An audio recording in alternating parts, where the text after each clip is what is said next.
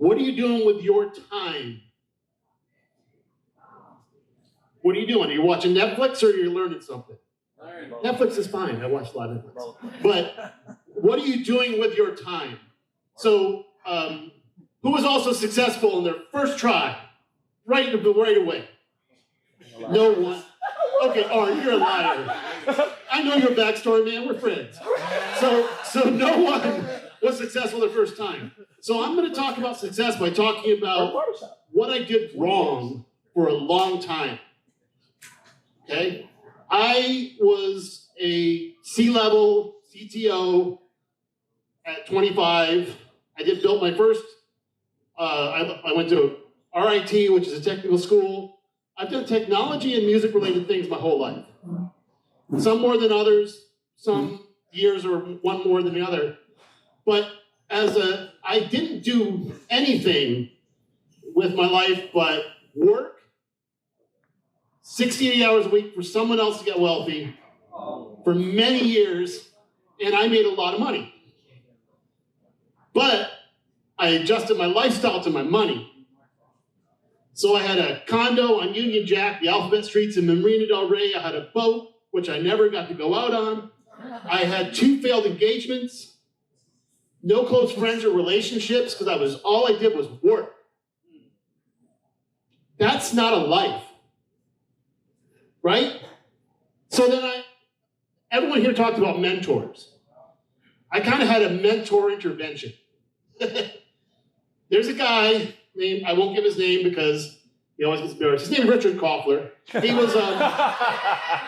was an older guy. He was so successful, but he also had this calm energy, and he wasn't always working. He went wherever he wanted with his family. He's from Peru.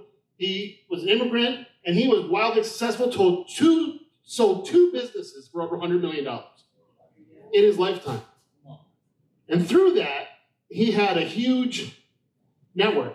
Now, what he said to me was a couple things, and that's all I learned as I just did what he said. He said, surround yourself with people that are smarter than you, get out of their way, and build a life, not a business. And he says, what do you want your life to be? So I love travel, which I did travel for a decade. From 23 to 33, I didn't go anywhere. Except to work and from work. Right? That's not fun.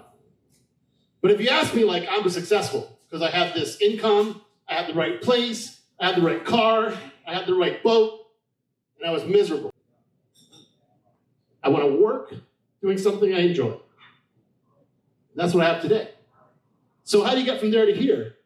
That didn't happen overnight either. I've always done technology, and I never did anything for anybody else. So I started doing things for other people. And since that time, I'm not going to tell you what I did. I'm going to tell you, I've been super blessed to do amazing things with amazing people since I stopped chasing that job and that money and that place and that car and all that crap. And now I have a place I love. I have a car I like. I have tons of friends. I have friends like Walter in my life. I still talk to Art. I'm still friends with him. And I'm going to make new friends today. I already know what I'm going to do today is because someone needed help. This is a total segue. I used to be a DJ for many years. I have DJ equipment and a PA system I could donate to whoever needed that. And I started doing music and sound again. So 12 years ago, I started helping Boulder City Hospital. And I do the sound for Art in the Park, which draws 100,000 people every year for basically nothing. I actually lose money on that event. But I've met so many people that I do events with, music events with, and I can help some people I heard need some help in this room earlier today. So since that time, I've got to work on the Sony Aibo robot dog vision system. What? I got to I have 6 patents that every Kroger store has something that I invented in. I also learned don't get a buyout, get a residual. That's a life lesson you should learn if you ever get a patent. Because every Kroger store has, look at the bottom lane, it's called Lane Hawk. That, I got a really good payout from it, but they sold a company based on that. Music and technology are my life. I do a podcast. I'm really a geek, don't get me wrong. I do a Dungeons and Dragons live broadcast every Sunday. So like, a bunch of super geeks do that. You can clap for that.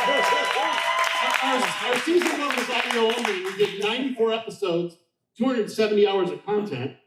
Season 2 is live. And who wanted that? But I also help other people learn podcasting and learn technology. And so my point is, success isn't measured in what you have. Success is individual. What kind of life do you want, right? What do you want to do when you get up in the morning? It'll be different for everybody. Like, I can work anywhere I want, and I have. And for a guy who was stuck in an office for 10 years, I've been to New Zealand, Australia, Switzerland, Italy, all over Europe. I've been to a lot of countries. I also count Canada and Mexico. That's international. So, again, I am super blessed to have listened to one guy a long time ago, and that's all I can share with you. Like, surround yourself with great people, right? You're not always going to get about 100%. Sometimes people come and go, but surround yourself with smart people. If you're a business owner, I have guys that work for me that I'm like, I have no idea. They're brilliant. I don't know how they do what they do, but I know they're great at it. And I pay them well. And the other thing is, what kind of life do you want? Because you have control over your time to do what you want with it. Like, I watch Netflix, like I said, but I also make choices. Like, what are you doing? Tonight, I'm going to see a great musician that I didn't know was in Vegas. I probably should have been on the Instagram, right? Right? Which I'm joining right now to learn more things. And I'm going with a friend who likes that kind of music. Like, that's a fun thing to do, right? But tomorrow, I'm going to get up and I'm going to do, I'm helping a company with a server. Like I told you, I'm really a geek. And I do a lot of web security stuff. I think Art wanted me to scare you guys with that. Like, that's not the point. I can tell you about web security. You're not safe. Get safe. Hire someone to get safe. Great. But you guys are lucky. You're lucky. We be in BNI meetings. This presentation.